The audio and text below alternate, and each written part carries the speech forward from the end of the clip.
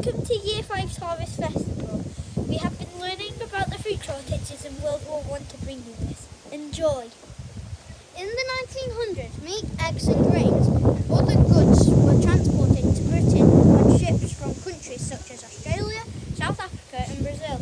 Britain also depended heavily on Germany for wheat, flour and sugar beets. By outbreak of the First World War in 1914, Britain was 60% reliant on imports for food supplies.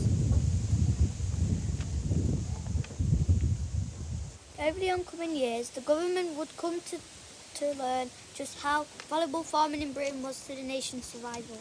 The pre-war diet largely consisted of white bread, eggs, potatoes, meat, jam, sugar and tea. People didn't have enough vitamins and minerals, which led to soldiers suffering from scurvy and difficulties in healing from wounds. During the war, Britain's import routes became either completely cut off or increasingly treacherous. Merchant ships became targeted by German U-boats. Germany bombed and sank merchant ships in the Atlantic, which were carrying most of Britain's food supplies.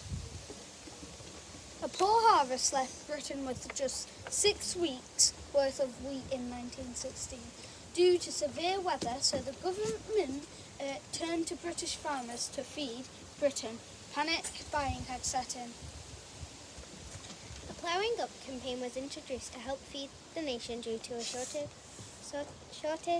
of horses, a lack of machinery and a short supply of men.